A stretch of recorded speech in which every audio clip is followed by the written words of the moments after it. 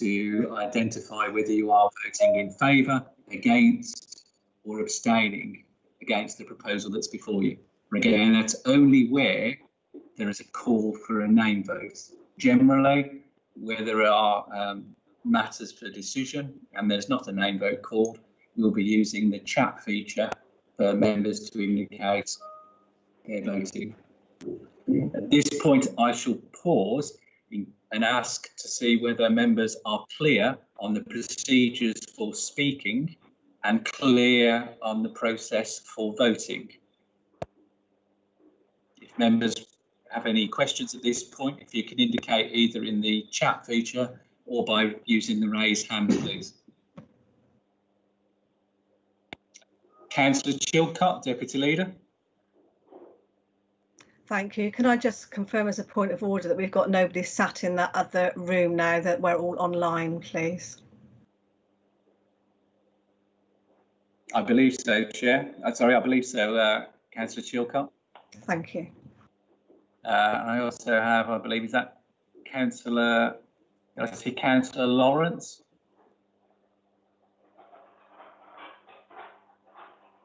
Oh.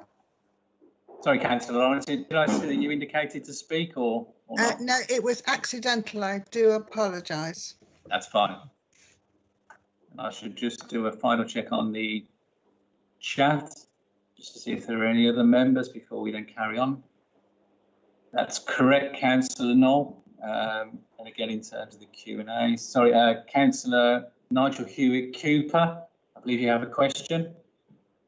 Thanks, Scott. Yeah, so I'm being slightly ignorant here. I obviously know how to use the chat function to ask, but I see on the little icons at the bottom, people can put their hand up. How does one do that?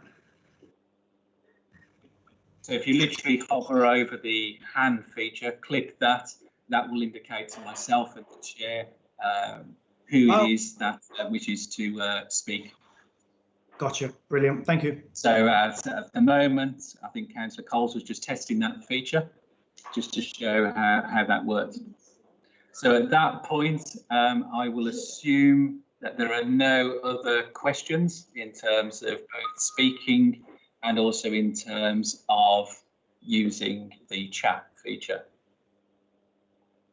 And also finally, in terms of voting upon the decision matters that are before us today. In which case, then it's time then to return back to the chair, and the chair will then move us on to the apologies for absence. Chair, I believe you're going to call for those. Thank you. Item 1 on our agenda, the apologies for absence. We have Councillor Broom and Councillor Davis. I'm not aware of any other notifications, unless any councillor is. I believe Councillor Locke was just going to indicate, Chair. Councillor Locke. Mike Rigby also wants to give his apologies, please. And Mike Rigby. And if any of the group leaders are aware of any other apologies? No, in which case then that will mean we have 52 members present for today's meeting. To item 2, that's the declarations of interest. The county solicitor will read out any prejudicial interests that have been declared by members. Details of all members' interests in district, town and parish councils can be viewed on the council website. Because there is no need for members to individually declare their personal interests in those other councils for this meeting. County Solicitor. Chairman, I've received none. Thank you. I move to continue. Members are reminded that if any business of the council relates to or affects the disclosable pecuniary interest, which you have declared, you should disclose it at this meeting no later than the start of the consideration of the business in which you have an interest, or, if later, the item at which the interest becomes apparent to you, and you should leave the meeting whilst the business is being considered. I move to item 3. Minutes. Apologies, Chair. I believe Councillor Munt raised her hand in relation to the declaration of interest. Councillor Munt. Thank you, Chair. Tessa Munt, County Councillor for Wales. I'd like to declare that I have I'm a director of Whistleblowers UK and the interim chair of that organisation. That is a non-profit company, but nonetheless, I will declare that interest. Thank you. Thank you, Councillor Munn. Okay, I'm going to move then to the minutes. Item 3, that's to confirm the accuracy of the minutes together with the appendix attached to the council meeting, which was held on the 19th of February 2020.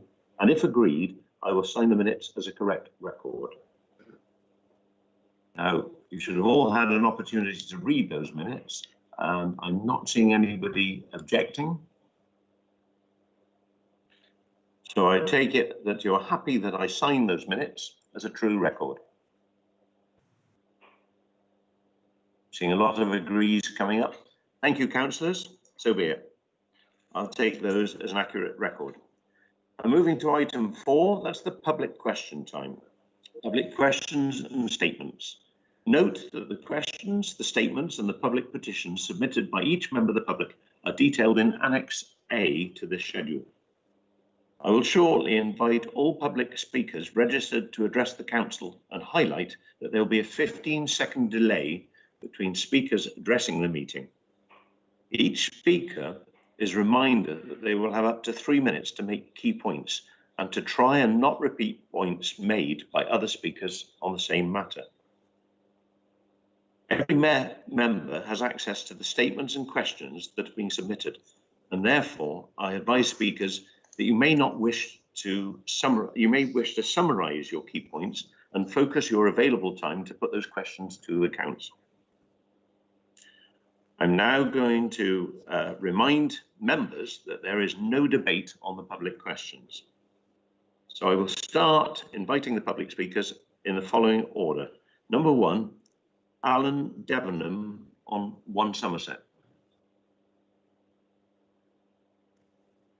Chair, it's Laura from Democratic Services. Alan has got some technical issues and hoping to join. So if we can move on to the next one and hopefully bring him in later. Thank you, Laura. I appreciate that. In that case, I'll move to item 2, Eva Brakowski, again on 1 Somerset.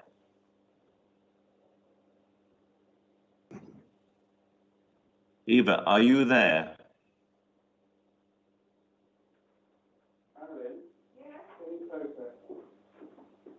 I'm here. Thank you, Eva. You have 3 minutes. It sounds a bit like question time, I know, but you have 3 minutes to make your point. You obviously missed a few seconds then, and I suggest that you try not to repeat points raised by other speakers, but also to be mindful that we've all had your statements and your questions submitted to us. So you may want to actually highlight the important points. So you have 3 minutes starting now.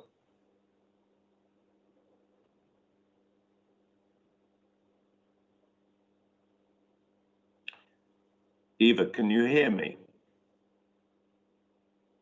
You're on mute.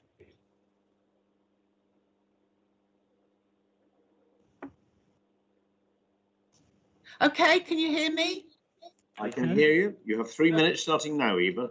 Yeah, okay. Councillors, do you seriously want the same thing to happen to the people you represent, to Somerset residents that happened in Cornwall if the unitary option is adopted?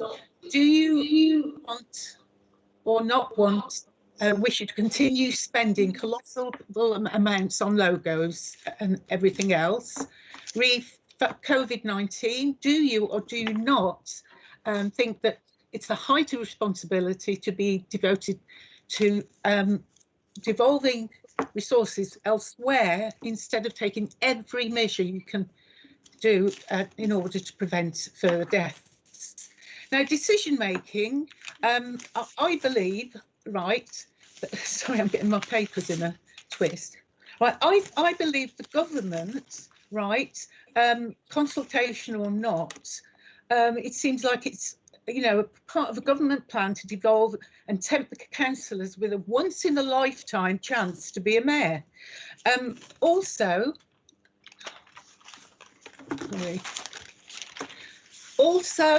the consultation or not County councils are prepared to be rolled over by the government and just looking for any compensations they can glean. Divide and rule. I do see that county are fed up with being able to make decisions when districts disagree with county. But if the unitary option is adopted, county will devolve a lot of town parish councils who they can then overrule. Cynical? I don't think so. Decision making and administrative work that was fine at county level by at least elected members with well-funded expenses. In Cornwall, the councillors who were less experienced got virtually nothing, just free car parking. Therefore, it's unlikely they were of working age. Town councils have less clout, so if they face with future cuts, so the change itself is disruptive, time wasting, expensive. It might be a brilliant idea, but put it on ice for now. Money saved. Sorry? 30 seconds, my lady. Yeah, money saved is taken out of the local economy, specifically out of the towns where district offices are located. It's likely to be a cover for further privatisation, again to national and global providers. Not a good thing, especially now when lives will be lost. And rats are more intelligent than humans. They can't do brain surgery, but they don't do the same thing over and over again like Eva, I'm sorry to do. interrupt, but you've had your 3 minutes. Thank you. I'm now going to give you some extra time, give you the opportunity to ask your 3 questions. Yes, okay then. So councillors, do you seriously want the same thing to happen to the people you represent, Somerset residents, as happened in Cornwall if the unitary option is adopted? Do you or do you not wish to continue spending colossal amount of money on logos, surveys, the lot, blue sky thinking? Re COVID-19, do you or do you not feel that it's the height of irresponsibility to be devoting resources elsewhere instead of taking every measure you can to minimise and prevent further deaths? Thank you, Chair. I'm going to invite the leader, David Fothergill, to reply. Thank you very much, Chairman, and thank you to Eva as well for her questions. We'll deal with the first ones in this meeting, and I commit to a full written response for those who are unable to cover now. Your first point covers the COVID-19 pandemic, and the later questions asked about our priorities. Can I just say to the Chairman that I'm getting a lot of feedback coming from the main TV screen. I'm getting the feedback coming in the rest. So let me do the pop star thing and put a finger in my ear. As I've already mentioned, I'm incredibly grateful to the work of our staff, our partners and our communities. Of course, I also include all of the individuals who have done so much to keep Somerset relatively safe.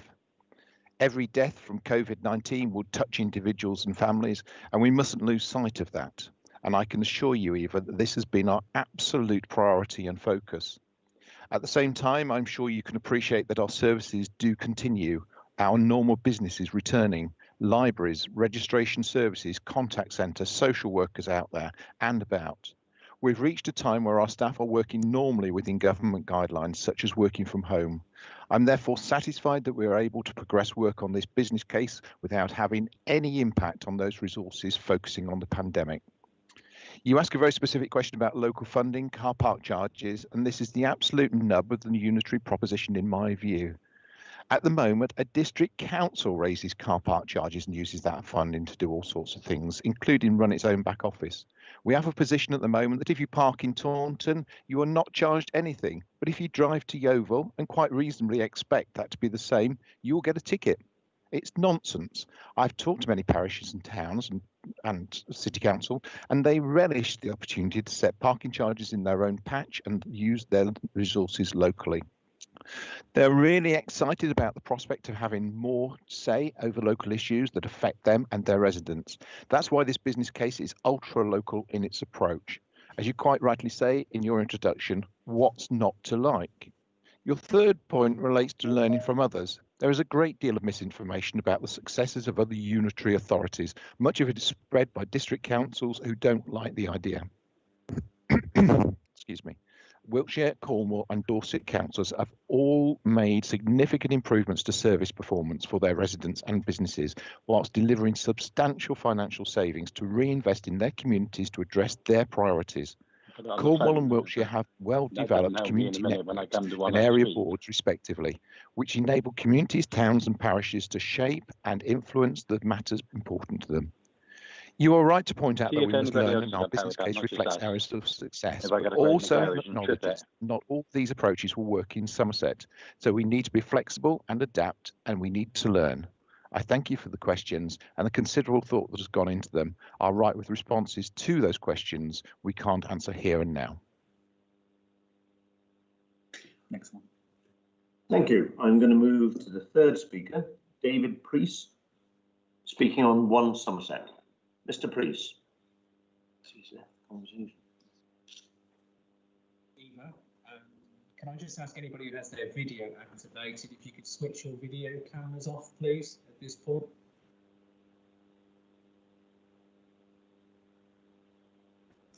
Ms. Brakowski, I believe your video camera is still on.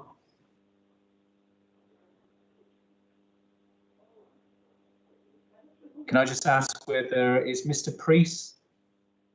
Has he joined the meeting? It shows in the chat that he's left the conversation. Speaker chair. Yes, we'll move to the fourth speaker, Chris Mann, also speaking on 1 Somerset. Mr. Mann, Chris Mann, please.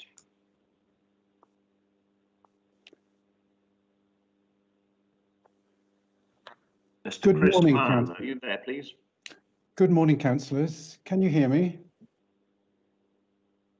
Can you hear me? Let's have a phone. Good morning, councillors. Yes, we can hear you. Yes, we can. Oh, good. Okay. I'm Chris Mann, and I live in Taunton. There are 2 overriding reasons in favour of a single unitary council that I have followed. They're both financial, and this is how the better ways of working in the 1 Somerset business case can be funded to manage the demands of a rapidly ageing population while attracting younger working individuals and their families. First, 2-tier causes misallocation of income and priorities between district and county that would not happen under a single unitary council. While your council has struggled with funding essential social and childcare, my district council seems to have plenty of money for diverse projects. Taunton Deane announced in 2014 they'd move into County Hall to reduce waste and duplication, but then spent 7 million renovating their original offices. They then merged with West Somerset under a so-called transformation programme with Ignite, which cost citizens 10 million, including unplanned redundancies. This year, they speculated 3 million on a bingo hall and a bus station, in considerable contrast to Sedgemoor's Gravity Park. Second, the cumulative savings are huge. If councillors had voted for a unitary authority at Express Park in 2007, they could have saved their citizens 200 million in total annual savings, plus 89 million by not approving the defensive Southwest 1, the unnecessary Ignite transformation, and property speculation. Devolving some services to parish and town councils, if they want it, would bring new clarity, focus, democracy, and authority to the area where people actually live, especially to 30,000 Taunton citizens who don't have a town council. I have listened to 2 scrutiny meetings, and I am impressed with the knowledge of your leader and the experienced programme director, particularly on how Wiltshire, Dorset, North Somerset, Baines, Cornwall, and 150 other authorities became unitary. Avoiding the need for time-consuming negotiations across 5 authorities and reducing costs by utilising the massive improvements in communications and technology over the last 50 years is surely now just normal business reform. Thank you. Ask the leader, David.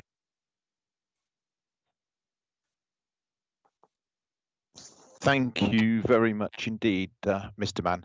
I do thank Chris for his question and his support, and I know that he's followed the debate extremely closely throughout.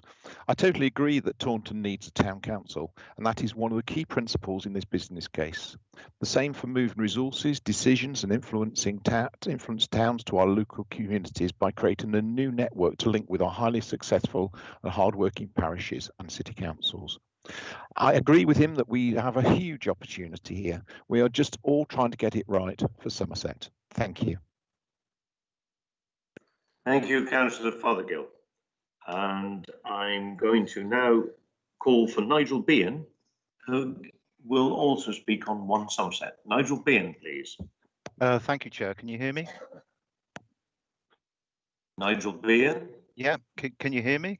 Yes, we can. Thanks. Right, I'll be brief. I'll just go straight to the questions because I don't want to. Nigel, I think you've come online. Yes. Yes. We can hear Nigel. Chair, Can we all hear? Hello.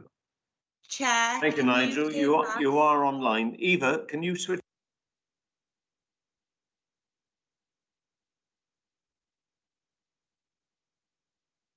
Yeah, can I start again? Please, yes, start again. Okay. As you've got the questions, well, the background before you. I mean, the first question is about the possibility of having an elected mayor as part of the devolution white paper, and I just wondered how will that be taken into account in the business case, because it's it seems like a condition imposed by the local government minister, but obviously we haven't seen the white paper yet. And just finally, the other two questions about if parishes and towns are to have more responsibilities, assets and cash to deliver services, how can it be ensured that democratic accountability will be enhanced at the parish town council level? So it's just about, because there's some examples of where parish councils have uncontested elections and some elections don't seem to have taken place. I just wondered how you can erode the democratic deficit as part of the unitarisation process. Thank you, Chair. I'm going to call again on Councillor Fothergill to respond. Thank you, Chairman. Well, thank you, Chairman, and thank you to Nigel for his question and for taking such interest as always. In relation to the positive comments from Government Minister Simon Clarke, no, we will not need to change the business case at this time, but you will note from the paper recommendations we have now the flexibilities to amend areas to reflect either government thinking or the feedback we receive from our residents and communities as we enter into the next consultation phase that is now being put into place. The white paper on devolution and recovery, as it will be called, is expected in the autumn of this year, and it will seek to strengthen the role and opportunities for city, town and parish councils to have greater involvement in and responsibility for their communities. It will be a matter for the white paper and subsequent legislation to enhance the democratic accountability of this tier of local government, should Parliament wish to see that. As stated in section 6.3, by bringing the debate and working of local democracy closer to communities, local community networks can also provide a way to engage more young and working age people, ideally inspiring them in the longer term to stand for election parish, town and unitary councils. This can reinvigorate our communities and our local democracy, and I think it's a really exciting opportunity of this business case. Like time to do it.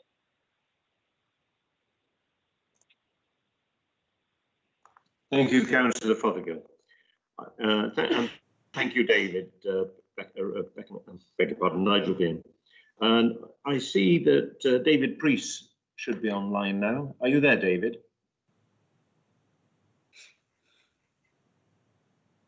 David Priest, can you hear me, please?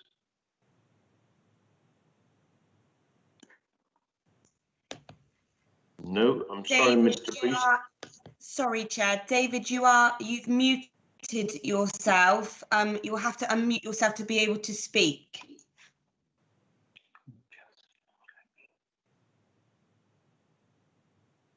Okay, Mr. Priest, can you hear me? David Priest?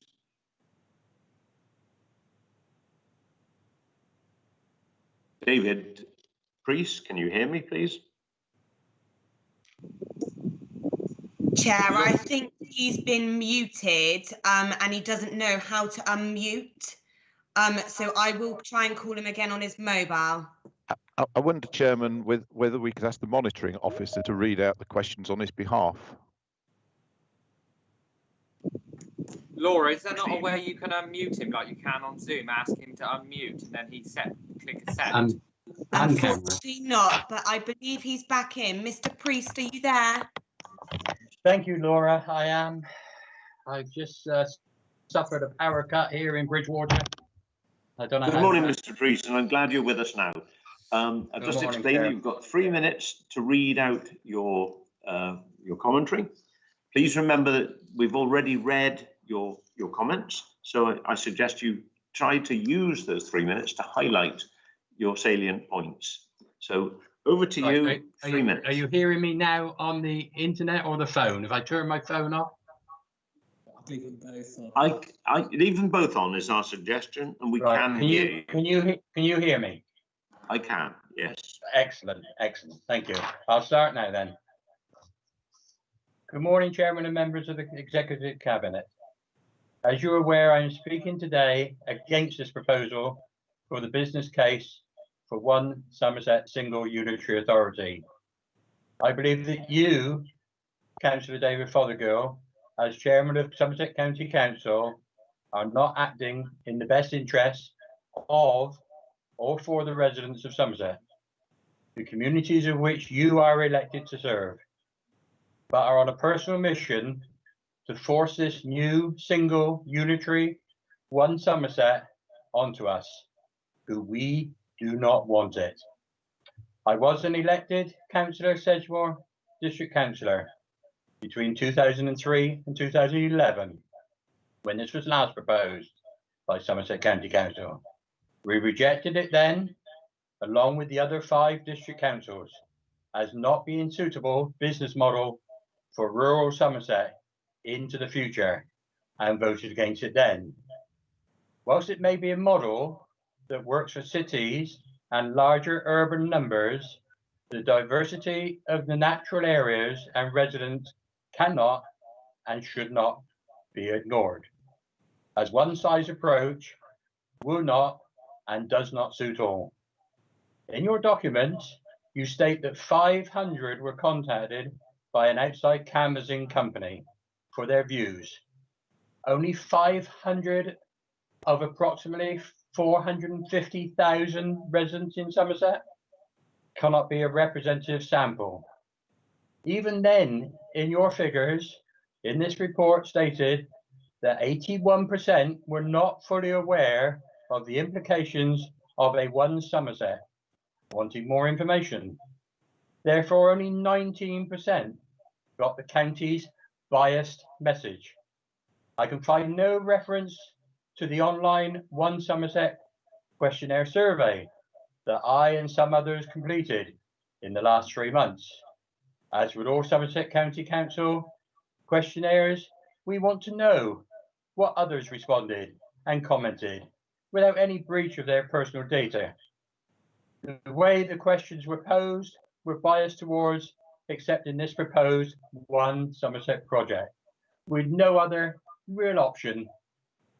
So my question to you, without taking any more delay, Councillor Fothergill, when are you going to listen, take note, as you say you do and are, and abandon this vision for Somerset, allowing the existing district councils to administer the responsibilities that you and the county council have failed us over the last 10 to 15 years?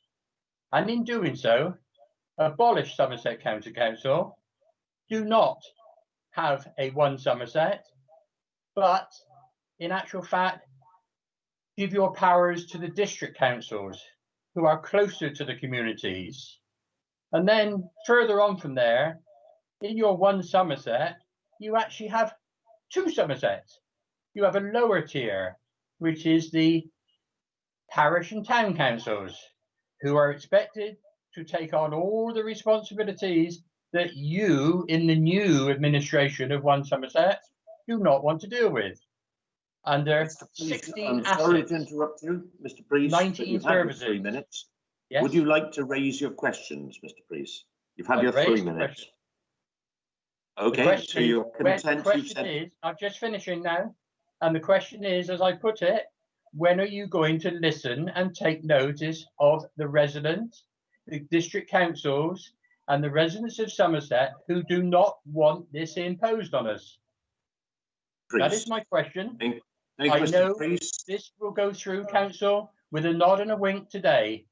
This is the first line of the battle of the second battle. You will not get away with it over the Thank next you, 2 Mr. years. Priest. You're Thank approaching 4 minutes now. Well, thank you very much. You've given others more time. Thank you. Thank you for your time. Thank you. Councillor Fothergill to respond. Well, thank you very much. The questions that Mr. Priest just put are somewhat different from the ones that he submitted, so I will respond to the questions that were submitted within the time frame, and that's what my answers will relate to.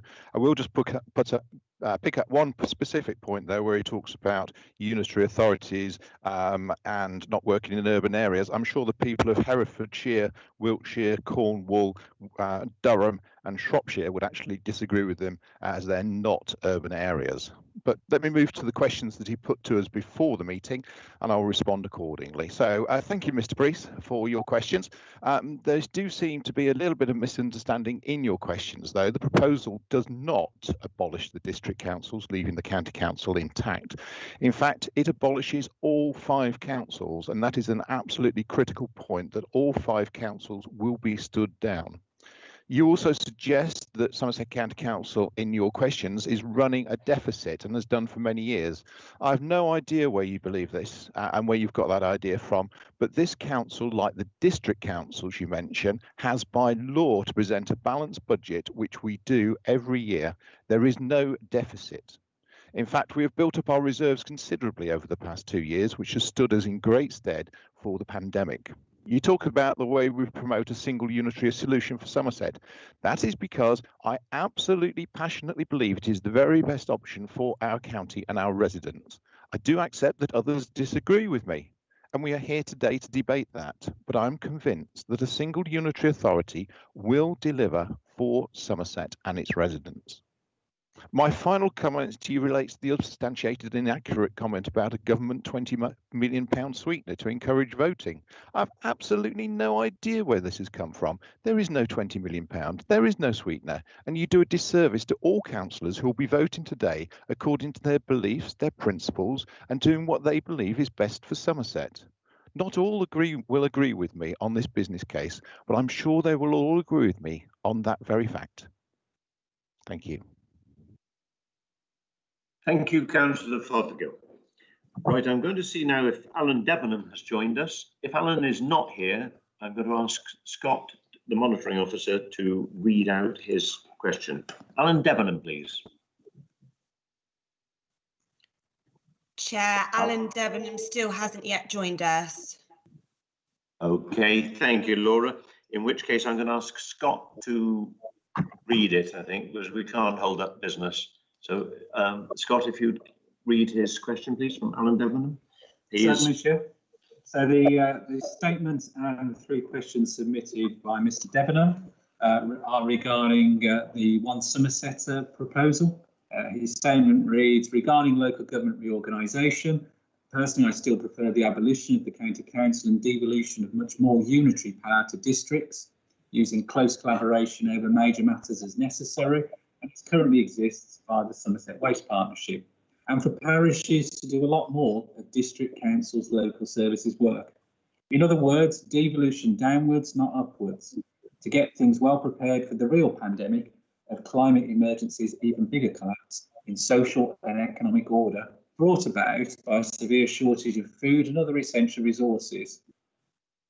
Turning to Mr. Debenham's 3 questions. His 3 questions are as follows. Question 1, why is Somerset County Council not taking local government reorganisation down this pathway to deal with the real extinction dangers facing us all, rather than bringing about yet another enormous democratic deficit in the sheer number of councillors and staff to be got rid of yet again at the hands of Tory government? His second question reads, once again, but particularly with the current pandemic, we witness more finances and planning being put on councils via more powers being exercised by central Westminster government, making local government more like local subservience. When are we going to see this council truly back the Layfield Royal Commission report of 1979 in creating local government, like in many countries, which truly governs and has the taxation, fundraising and overall public service powers to do it?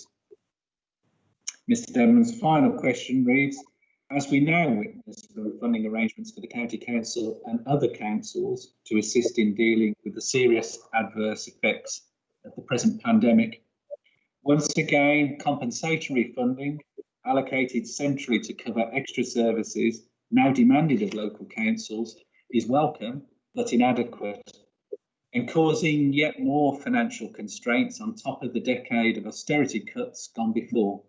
For 2021-22 finances, it is anticipated that this will become yet more problematic with the extreme amounts of unemployment expected, and therefore it is now forecast that this council will require severe cuts in services generally, as in the recent past. Chair, that completes Mr. Debenham's statement and 3 questions. Thank you, Monitoring Officer. I'm going to again turn to the leader, David Fothergill, to respond. Well, thank you very much for your questions, Alan, and to the monitoring officer for reading them out. Close reading of the business case demonstrates exactly what you are calling for, a move to push resources, decisions and influence down to our communities. Instead of having just 5 remote council headquartered buildings, we propose a move to 15 to 20 local community networks to involve parish, towns and city councils, to create new councils where needed, such as in Taunton, to work more closely with community groups and residents so that individuals can feel more involved in the decisions that will impact on their lives. The savings delivered through a unitary authority model will enable a further investment in climate change, and we will also offer consistent leadership with key partners and maintain a united approach in action on the climate emergency. A single tier authority will offer a simpler structure for directing action against climate emergency, and we will enable a more effective and consistent delivery of the actions within the climate emergent strategy. I do have some sympathy with you and your obvious frustration at central government and funding. I have made my comments in the past and they are well reported. I would take this opportunity to thank all staff, all councillors and all our communities for the way they've responded to the pandemic. It has truly shown Somerset at its very best. And I make the point of thanking not just Somerset County Council's hardworking staff, but all those in our districts who have done the same. Finally, you touch on the financial consequences of the pandemic. I am incredibly grateful to the hard work of our Chief Executive and his leadership team who took this council's financial resilience as a priority 2 years ago and have placed us in a position that can see us forecast a balanced budget in the current year. It is a remarkable turnaround, and with significant reserves in place, I'm confident that we will not require the severe cuts you mention in your questions. Thank you. Thank you, Councillor Fothergill. I'm now going to move to speaking on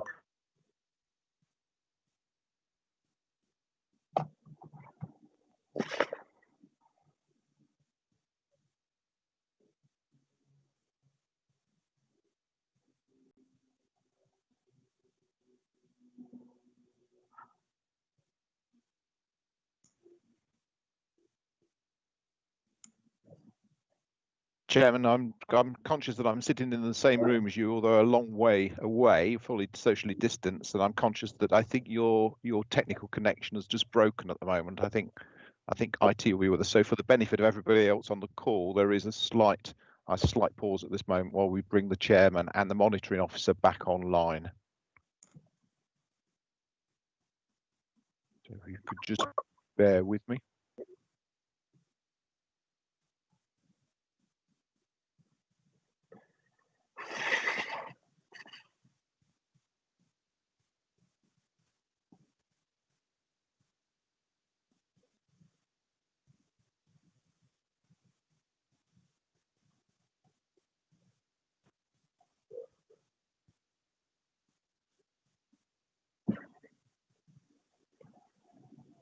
Susan Stevens.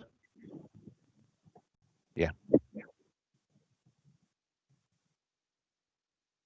Good morning, everyone. Just having a few technical difficulties here. Susan Stevens, can I ask you to share your question for me? Okay, can you hear me? Yes, we can hear you. Hello, I'm Susan Stevens from Witheliscombe. I've been a resident here for 2 years. Previously, I was resident in Devon. Susan, I did forget to say you've got 3 minutes. Please go ahead. Sorry for interrupting. I can't hear you. I forgot to say that you've got 3 minutes. Please go ahead. Sorry for interrupting. Okay. I didn't realise I had 3 minutes, actually, so this is going to be a bit unpracticed. And I have to say that when I lived in Devon, I think things were done slightly better.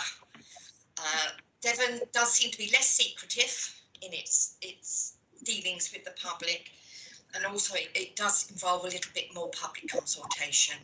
In particular, I was involved in decisions to revamp the bus station in Exeter, and I've been a bit aghast to see that the bus station is closed in Taunton. It would be a perfect opportunity in terms of persuading people to move from cars, which is necessary as part of the climate emergency, onto buses and other forms of transport, to have a functioning bus station that is warm and enticing and is useful, instead of being spread out up and down along Taunton High Street. The main thrust of my questions is how is the council going to use its powers and its influence to try and persuade people to come out of their cars and onto other forms of transport, including what other sort of innovative ways can you think of promoting rural transport? I know that you passed the emergency framework strategy. How does it fit in with this? I note that the main thrust with regard to transport seems to be to promote electric cars. Now, a lot of people, a lot of environmentalists and others will say that this is a very bad move. It does nothing to help congestion, obviously, because you still have people driving around in cars, clogging up the roads. It also means that only people who are fairly wealthy can afford an electric car, and so rural poverty will continue as it has, with people excluded. There needs to be a thrust to make bus travel and other alternatives to the car more easy, and I think that Somerset County Council has a duty to actually look at this very deeply, considering that 46.7% of all carbon emissions in the county, according to your own data, comes from transport. So, shall I just get on to my questions? Are you all hearing me? Yes, if you'd like to proceed to those, you've had 2 minutes 30 seconds just over. All right. In view of the question one, in view of the COVID-19 emergency, what negotiations are underway by Somerset County Council to improve the rural bus and train services, including extra services, and to reduce the growing dependency on private cars?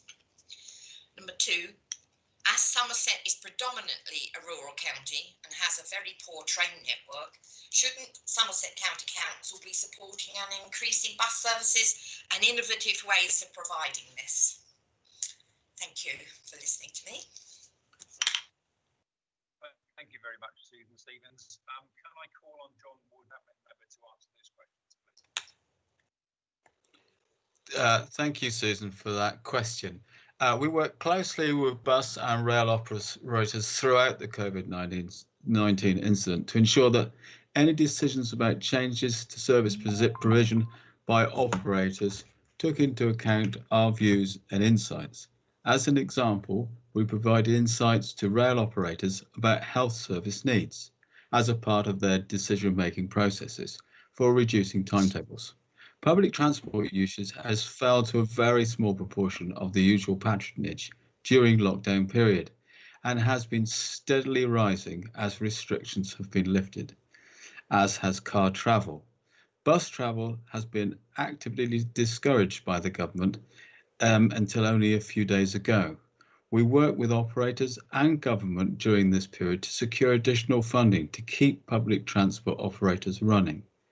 Bus and rail timetables are now almost back to their normal levels, although patronage is still likely to continue to be lower than normal for quite some time due to the social distancing requirements and the continuation of people's new travel patterns. Car travel continues to be a little lower than normal, particularly during the peak periods as people continue to work from home. We also put in place pop-up active travel measures to encourage more walking and cycling in our towns to reflect a reduction in the bus services during lockdown. Given the situation I have described, we do not consider that additional bus service transport are needed specifically in relation to COVID-19 incident or its long-term effects.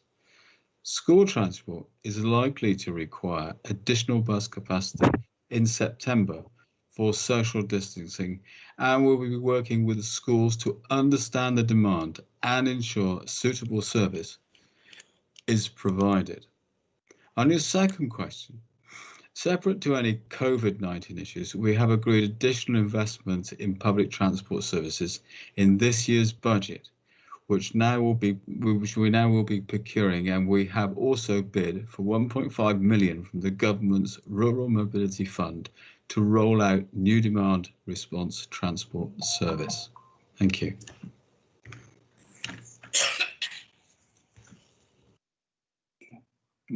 Okay, thank you, Councillor Woodman, and thank you to my Vice Chair for stepping in. Our comms have gone down. Sue Stevens, would you be kind enough to switch your camera off, please? Thank you. I'm moving to item 7, and that's Lucy Travis, who will be speaking on COVID-19 schools transport. So Lucy Travis, please. Good morning. Can you hear me, councillors? Yes, I can. Thank you. Just to let you know, you'll have 3 minutes, and we have already got your written dispositions. So you may want to use your 3 minutes as best you can to highlight your questions. So you have 3 minutes starting now. There has been several recent outbreaks of COVID-19 across Somerset, such as in Burnham-on-Sea, and also a bus driver was diagnosed with coronavirus. I just want to know what Somerset County Council are basically doing regarding the cleaning of bus shelters and also bus stations across Somerset, and also what social distancing measures will be implemented going forward. Secondly, parents of school children across Somerset are concerned over the issue of school transport, particularly regarding paid seats on school transport, including SEND, and also public transport that school or college children use. There's been reports that across Somerset, some school children may not have access to the usual school transport for the new term. And I just wanted clarity on a few points. So will there be additional buses to get school children to school or college in bubbles and the age groups? Will there be different times for drop-off or pickups? Will the children be required to wear uniforms? Next question is the issue regarding Frome Town Centre redevelopment. We've had lots of issues from bus users regarding the redevelopment. The redevelopment is set to last 16 weeks and cause significant issues. There is no funding or support made available or put in place by Somerset County Council to support bus companies or bus users. For example, the Fairsaver bus dropping off people almost a mile from the town centre. And anyone who knows Frome knows it's surrounded by really steep hills and it's caused major issues. Also, additionally, in town centre, there's been very poor infrastructure to support bus users, such as lack of temporary bus stops, no seating, no signposts for the bus stops. Also, there's been no timetables up at all, causing complete mayhem in terms of bus users catching buses. Also, there's been some issues regarding some bus routes across Somerset, which have really still got very poor frequency. So, for example, the bus routes used to run on a 90-minute cycle. They're now running on a 3-hour cycle, which is causing issues for people who need to get to work or get to hospitals or get to the shops. Specifically, the first southwest routes of number 30, 99, 54 and 77. And I just wondered if Somerset County Council could talk to the Department of Transport regarding seeing if we can get extra funding for these routes.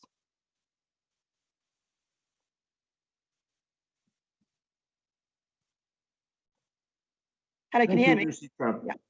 Lucy, have you finished? You are at 3 minutes. Yes, I have finished. Thank you, my lady. Thank you. I'm going to ask Councillor John Woodman to respond.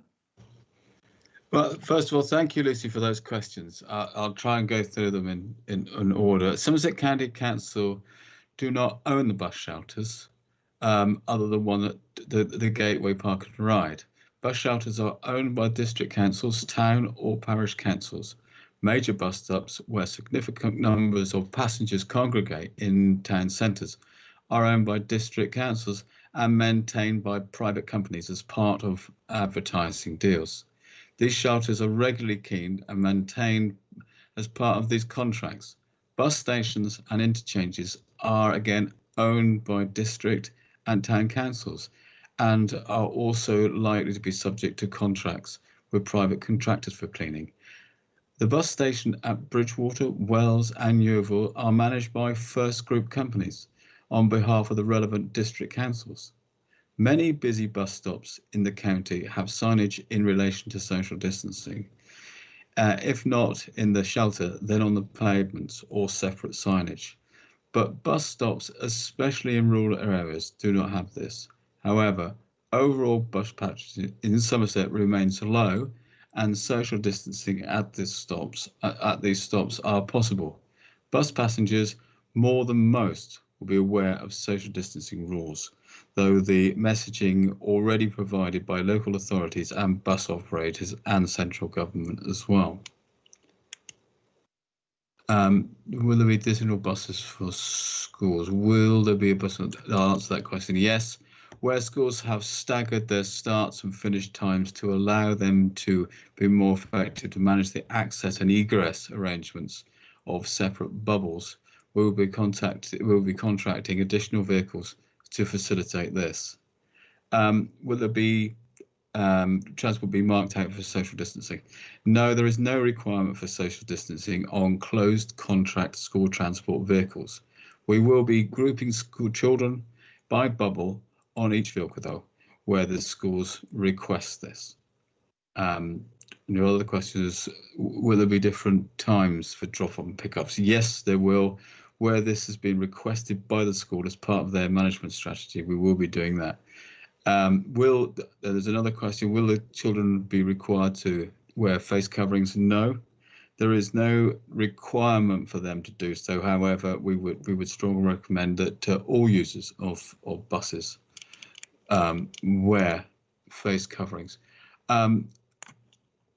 On Frome, in the event of the road closure, Somerset County Council are unable to provide shuttle bus services unless the closure is a result of utility works and funding is made available.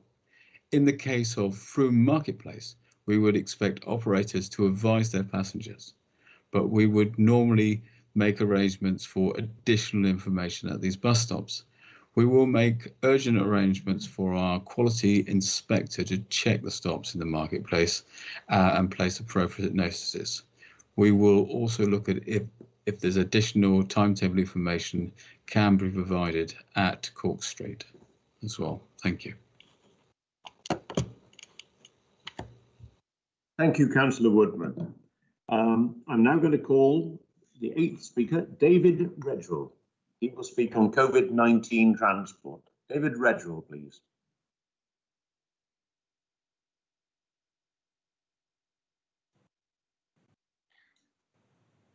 David Redrell, can you hear me, please?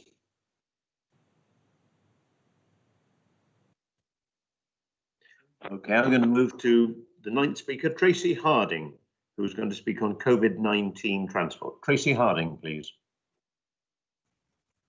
Chair, Tracy gave her apologies this morning and asked if the monitoring officer would be able to read her question out, please. Thank you, Laura. I can ask the monitoring officer to do that now, please.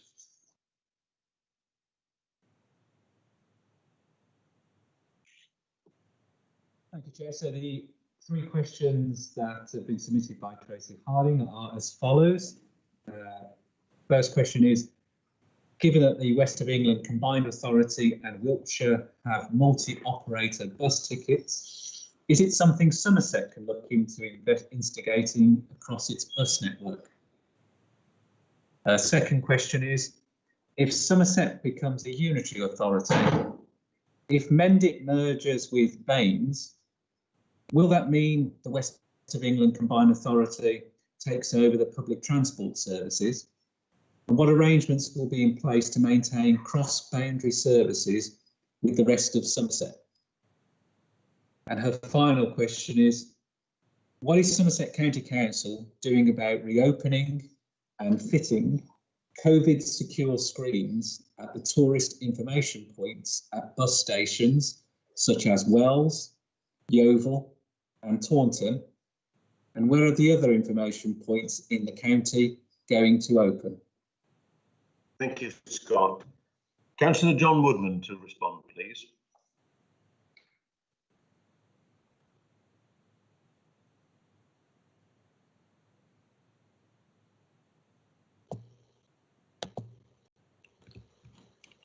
Sorry, I'm just having a slight technical difficulty, that's all, at the moment. I don't know why. Chairman, shall I take those answers for John, or is he happy to answer? I'm fine now. It's just that my computer is playing up. On the first question, multi-operator bus tickets have been considered before, and there are a number of barriers to this in the past, including technology and operator engagement. With the help of the Department of Transport, we have invested heavily in ticket machine technology in the last 18 months, and we will look again at whether there is an appetite amongst our bus operators to participate in such a scheme going forwards. And the second point, in the past, we've had cross-boundary funding arrangements for bus service with all our neighbouring local authorities. And whilst these arrangements have been reduced significantly over recent years, we still have such arrangements in place. We would have no concerns about working with our neighbouring authorities across boundary bus services in the future if this was necessary. And on the third point, the information offices at both Wells and Yeovil are operated by First Group under management arrangements with the local district councils. Taunton bus station is now closed, and Taunton bus station is operated by the district council at Taunton. Thank you. Thank you, Councillor Woodman. I'm now going to just see if David Redrell has joined us. He's in the lobby. David, good morning. Can you hear me? Chair, I believe he's having some technical difficulties as well because he's gone again. I'll see if I can get him back in. If you wanted to move on to the next one, and I'll see if I can get him in for the end. Thank you, Laura. I'm going to move to the 10th speaker. That's Gideon Amos, who is going to... Gideon Amos, please. Hello, Chair. Councillors, can you hear me okay? Can you hear me okay? Yes, I can. You can. Thank you very much for the opportunity to raise the issue of development at Wiveliscombe School, the Kingsmead School at Wiveliscombe. Clearly, many people in Wiveliscombe and across Taunton Deane are concerned about climate change and the climate emergency we need to address. And in fact, the ambition of the community in Wiveliscombe to create in the Kingsmead School redevelopment something truly innovative in terms of sustainable building has captured headlines in the national press. It was disappointing then that the Department for Education were unwilling to introduce much at all in the way of green features to the new school building project. The councils are under a duty under the Planning Compulsory Purchase Act 2004 to carry out their statutory duties with the objective of contributing to the achievement of sustainable development under Section 39, and both the County Council and of course the District Council are under those duties. And when it came to the District Council deciding the planning application, the Lib Dem controlled Somerset West and Taunton, the council managed to get a small number of changes, introduced 10 kilowatt of solar panels, a rain garden and electric vehicle charging points. But as councils will know, planning authorities and planning committees are highly constrained in how much they can ask developers to do in terms of green building features when it comes to new developments, and the planning system does not allow planning authorities to do much in terms of going above minimum national standards. Landowners, however, have a lot more sway, and the County Council is the landowner of the site, and under its lease to Kingsmead School under 352 of the lease, it must approve any developments in line with its statutory duties. So my question, Chair, is has the County Council, as the owner and lessor of the Kingsmead School, approved the new development under the terms of the lease? And will it take into account the groundswell of opinion with Liscombe that this should be a more sustainable zero carbon project and require the Academy to act accordingly in line with the County Council's own statutory obligations? And will it particularly require the scheme to use 100% renewable energy? Thank you. Thank you, Mr. Amos. I'm going to ask the leader, Councillor David Fothergill, to respond. Thank you. Well, it's a response by way of apology, Gideon, if I can, and thank you very much for your question, which clearly is a very important question. And unfortunately, for some reason, this has been missed off the official questions that come in, so I know it was submitted in time. We will get you a full written answer, and we will be publishing it on the website so that everybody can see the answer as well. So can I just apologise that that answer isn't available here and now. It's quite a detailed.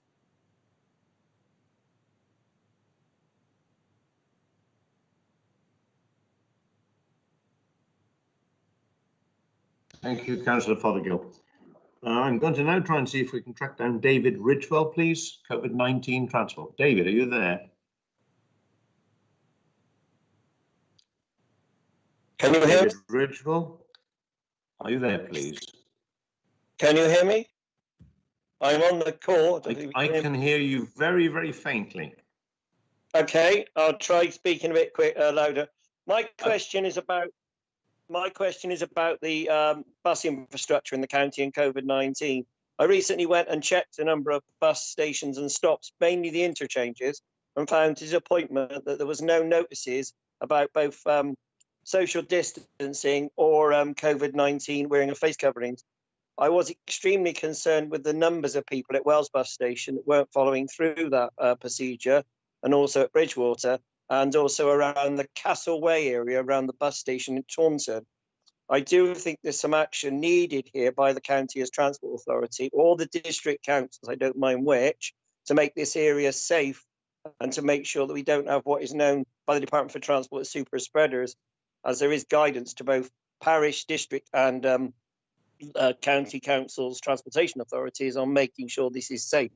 So I would urge really that the cleaning programme is looked at by the county with the district and town authorities to make sure that this is fully safe, as we have very limited numbers of bus seats available on buses, 30 on a 33 on a double decker, about 18 on a single decker, and to make sure that we don't have the risk of a spread. And COVID can spread for 72 hours on any infrastructure. So it's really, really important we follow this through. My next point was about the travel centres, which I think John may have answered already, but we haven't got them open at Bath and Wells. And I think it's important these centres are open. And there's some discussion with the department about whether there's some funding to go into that. And particularly getting the TICs open as well to make sure that we're open for the tourism economy, but also what public transport is running is actually able to be told to the travelling public, as we don't have timetables yet on displays in the Mendip region. As Lucy Travers pointed out, we've still got very many issues in temporary stops in Frome. On the issue of, and of course, social distancing also applies to a number of rail stations. I was horrified to find that Frome and Yeovil Penmill didn't have necessary markings and positions in place, and that needs to be taken up with the rail authorities. They may be doing it now, but certainly on my visits, it wasn't in place. On bus services, I'm very grateful for what John's done. I commend the county did very well over the COVID-19 emergency, keeping buses running. But I'm now concerned about the level of cutbacks that have happened just in the last few weeks, on particularly the 30 service from Taunton to Axminster, on the 54, which is a major link from Yeovil to Taunton via Langport and Somerset, on the 77 from Wells to Glastonbury Street in Yeovil, and on the 99 to Chard. And I've just learned last night we've also got cutbacks coming from next week between Bath and Wells via Shepton Mallet. And that really does worry me. These services are being cut back. I would ask that the county talks with the department and with First Group, who operates buses Somerset and Mendip buses, just over routes, to see if we can get these routes back into a 90-minute frequency and at least a level of evening service into Shepton, Mallet and Wells that we had before. Those are my main concerns, but also making sure that proper social distancing notices apply to all Somerset railway stations and also equally to the West Somerset Railway if that railway reopens. And there's good cooperation between the North Somerset authorities and Somerset County Council, irrespective of what happens with the boundary review or any one Somerset that comes forward, that those two authorities work closely with WECA and the County Council. Thank you, Chairman. Thank you, David. I'm going to ask Councillor John Woodman to respond, please. Thank you very much, David, for your always very, very knowledgeable questions. Service 13 is currently running on a reduced frequency. That's due to the numbers of passengers travelling.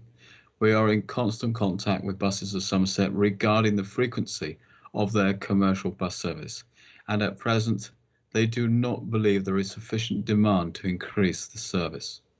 We have not received any requests for increases or complaints regarding this service in recent months.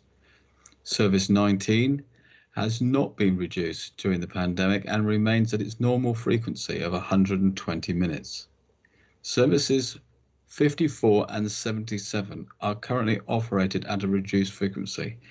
We are now in discussion with Buses of Somerset regarding the return of college students in September and the need to improve capacity in order to accommodate both students and people accessing work. Service 30 is also part of these discussions, and we anticipate an increase in service levels on all three of these routes from the beginning of September. Service 30, 54 and 77 would be eligible for a COVID-19 bus service support grant, but as commercial bus services, they must claim this. It's the operator must claim, and it's not something that the Somerset County Council claims. I know the point about the bus stations and the bus stops and the travel offices and the tourist information centre, but as we've said earlier, the most of that's the district township responsibility. But I don't have any information about the tourist information centre. Thank you.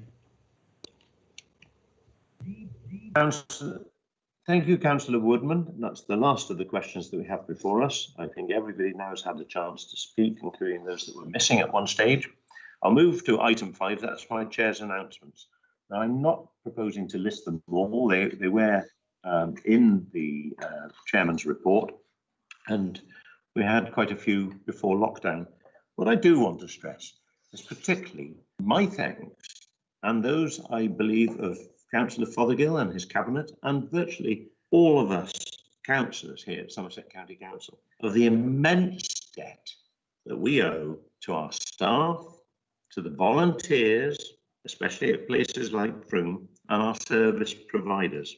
There is no doubt, coupled with the local community, people have come together in an outstanding way. I obviously was too young to remember the war, but those I know that were about in those days tell me it was a wartime spirit. And I was immensely proud of seeing that in all little communities throughout our county, there have been units that have sprung up out of nowhere. People have shown immense kindness to their neighbours, checking on old folk. And all this is, it fills me with a sense of pride that the county has come together as one.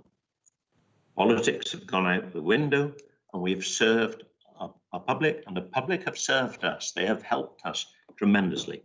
But undoubtedly, the staff and the volunteers and our service providers have been at the forefront, the backbone of keeping us going. Even this very full council meeting that we're all attending this morning, there's been strenuous efforts made by our comms team, coming together and working long hours to try and make sure things were working. And I'm hoping that at the end of the day, the business will be transacted in a fair-minded and good and equitable way. I thank you all, and I thank you also on behalf of the Cabinet and my fellow councillors. We owe you all a debt of gratitude. I'm going to turn to Councillor Lee Redmond because I know he has a comment to make. Chair, thank you. I wanted to come in if possible, particularly as you made a very valid point. I did not want to let this opportunity pass without expressing my thanks for every single member of staff here at Somerset County Council. The way we rose to the task was amazing. Members, the way our staff adapted and thought outside the box to ensure things were able to happen was astounding. Chair, I know as we go through this meeting, we will hear tales of members of staff going above and beyond their duties and their roles. If appropriate, I'd like to ask if we can record a vote of thanks to all of our staff, recognising them for their efforts during the pandemic. I'd like, if possible, a formal vote of thanks that says, full council thanks every member of staff for their efforts during this unprecedented period. And if you allow me, I'd like to propose that formally. Thank you, Lee. I think all of us share your sentiments. I certainly do, and I'm happy to second that proposal. I don't plan, because we're 15 minutes behind now, of causing a lot of debate because people will say exactly the same thing. So I'm speaking, hopefully, on your behalf, all of you.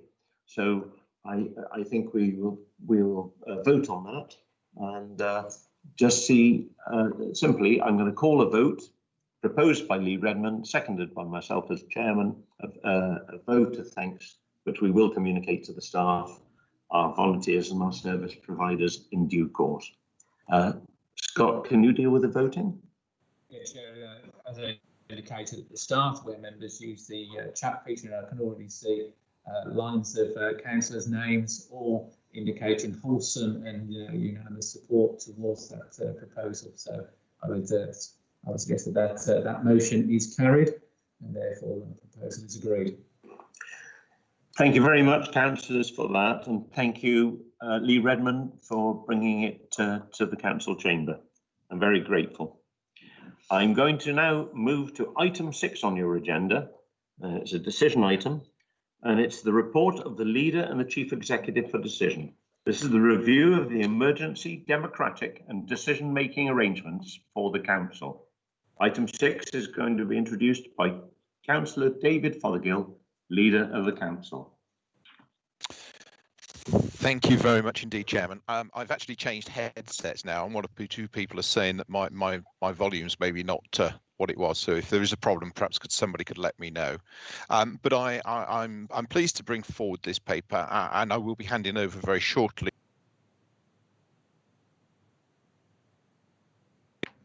Lost you, David. David, you've muted yourself.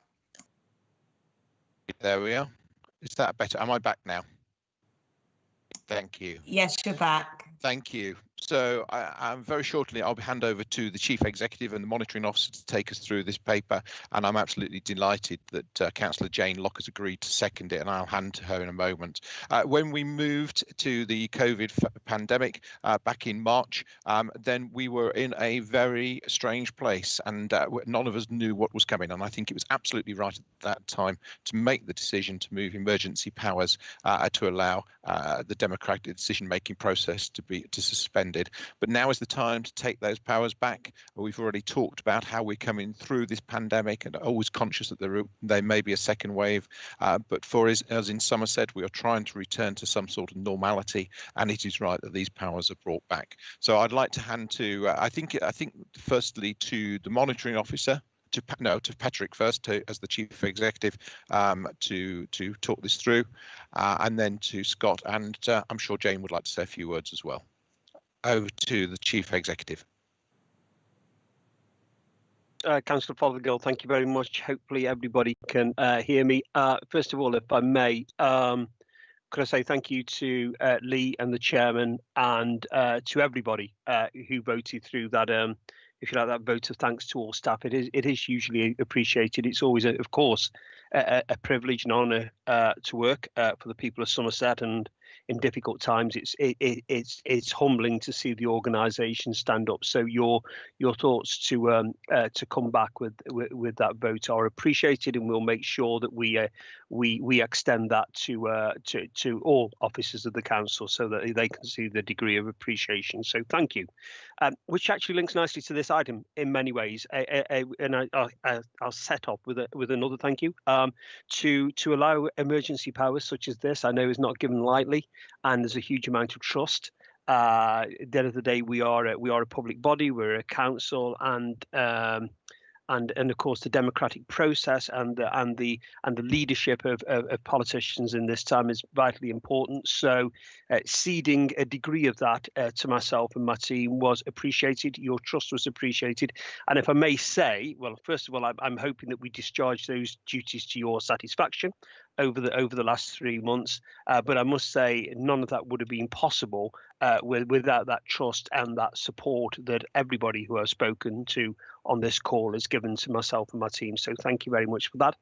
However, we are in a position now where, at the moment, thank goodness, the epidemic here in Somerset and in the UK has receded from its peak, and we're now in a position where we are very much rushing to, of course, as evidenced today, bring democratic processes back online, which is fabulous, and also to open up all of our services. We also now, through different powers which have just been given, have the ability to cope in a very specific way with any outbreaks which happen, so we can deal with those in a very vigorous, a very immediate way, and mobilise both ourselves and all of our partners. So in many ways, that legal backdrop, that regulatory backdrop, has changed. So now feels like the exact moment to hand back, if you like, or reactivate the vast majority of the Constitution, and that really is the nub of this paper today. What I may, if I may, Chair, at that point I'll just stop, and I might hand over to Scott. Scott is aware of, well, I'm aware of all the details, but Scott can far more eloquently discuss the key points of this. But as I do so, again, I'm more than happy to take any questions in a moment, but I do hand over with restating that thanks to everybody on this call for your support, your patience, and your backing over these last 3 or 4 months. Thank you. Thank you, Chief Executive. Scott, the Monitoring Officer, please. Thank you, Chair. And again, I suppose just to provide some additional information for members and also for the public, if I refer members to paragraphs from 3.2.1 onwards, again, you'll see there the extensive work that the Council has put in place in a very, very short period of time. Again, matching the Council's response to the emergency collectively. What I would highlight is, that councils across England and Wales have been lobbying government for a very long time in terms of the ability to hold what are known as virtual meetings and to use modern business technology to support that. And it's clearly helpful that the Secretary of State moved swiftly following the Coronavirus Act in March to put in place that the new arrangements for holding virtual meetings, and those virtual meetings are clearly were enabled from the early part of April. Our County Council moved very fast in terms of its corporate response, and our IT solutions were then put in place to enable the first of our virtual committee meetings in early May. Since then, we've held pretty much all of our committees by virtual means.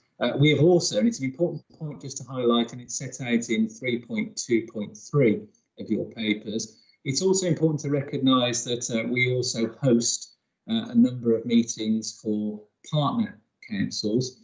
Some of those involve the Heart of the South West Joint Committee, and that met virtually at the end of June. Similarly, we also host the Avon and Somerset Police and Crime Panel, and again that supports 14 other councils.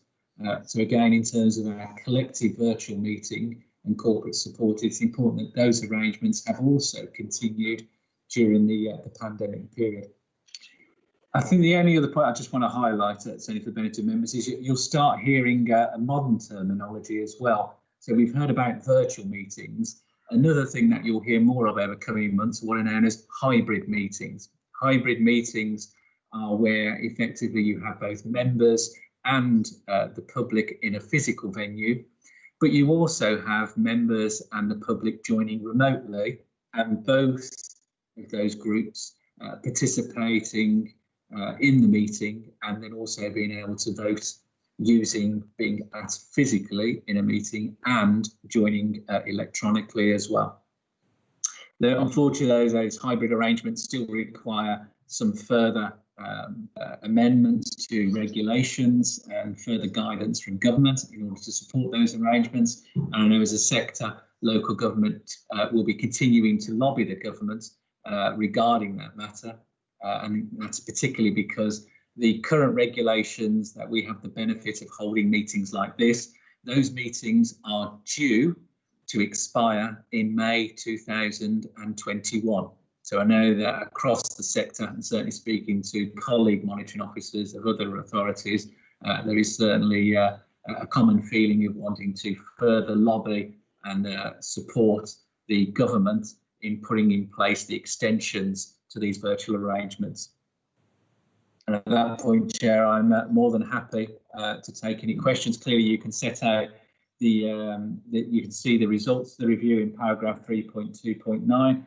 And again, you can see the more detailed recommendations set there, particularly then also with what elements we're also suggesting need to continue in 3.2.10. The only final point for me just to reflect upon are that obviously as part of the journey of these proposals through to today's meeting, these arrangements have been reviewed by Constitution and Standards, Scrutiny Committee for place, and also at the Cabinet meeting more recently. And you will see at paragraph 3.2.12 some further recommendations regarding hosting virtual meetings going forward. And again, they're set out for the Council's consideration. and also clearly then for you to vote upon in due course. And at that point, Chair, more than happy to take any questions. I do have one question from John Hunt, but I'd like to bring in Councillor Jane Locke, who's been waiting, and invite her to speak first, as she is the seconder of the. Thank you, Chairman. I'm very pleased to second the recommendations, and I'd also like to take this opportunity, without taking up too much more time of the meeting, to also echo yours and Councillor Redmond's sentiments about the efforts that have been put in during these unprecedented times. I'm sure we welcome this move towards getting back to normal, whatever the new normal might look like. Some authorities and I can see we've had technical difficulties this morning, and some authorities have found innovative ways to include members of the public and elected members, including our district councils, parish councils, city councils and town councils.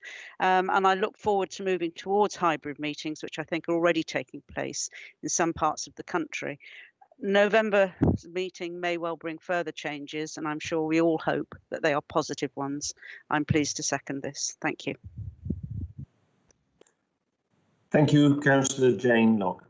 Councillor John Hunt, you have a question. Thank you, Chair. Yes, I just want to make a comment, if I may. I do very much support the hybrid meetings. I do think it's very important that the councillors physically get more involved with the public. You'll have to excuse me, I've got a fire engine or something going past my house, which you can no doubt hear. Also, I would also like to thank the executive, Scott, etc., for listening to what we've had to say at the Policy in Place Scrutiny Committee. We've asked for, I asked, and along with Councillor Munt, for there to be more transparency and to have live feeds available for those we represent to encourage transparency, which I think is very important indeed. And it's now on YouTube today. And actually it's working very well indeed, and I'd like to thank you for that, because that is very quick, and YouTube actually is probably the best place to put it, because it is something that all of the public can actually access. So thank you for that, Chair.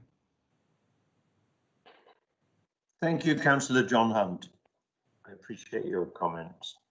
Are there any more questions from councillors, please? Councillor Liz Lashon. Thank you, Chair. I just wanted to point out that not everyone can access YouTube, depending on where you live and your access to technical equipment. So it's a really minor point, but we do have to understand that connectivity and access to anything technical, it cannot be a given. Thank you, Chair.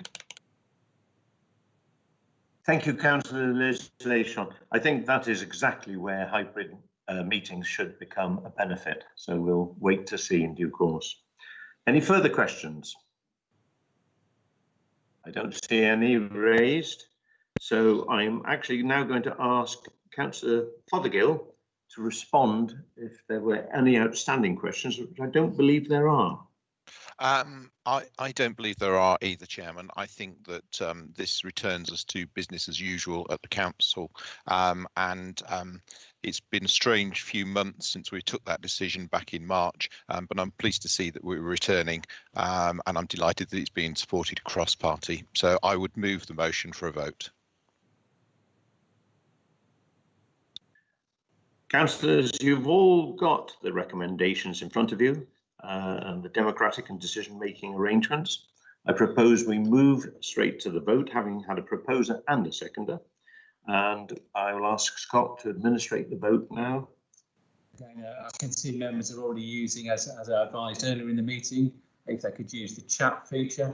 I'm sure members of the public and others, just for your benefit. I can certainly see that at the moment. I'm seeing a quick mental count as I see the names return going past.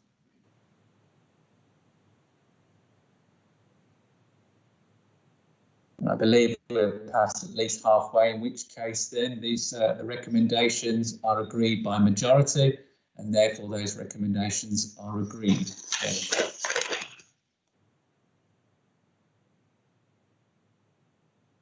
I now propose that we're going to call a short 5-minute adjournment, come for break.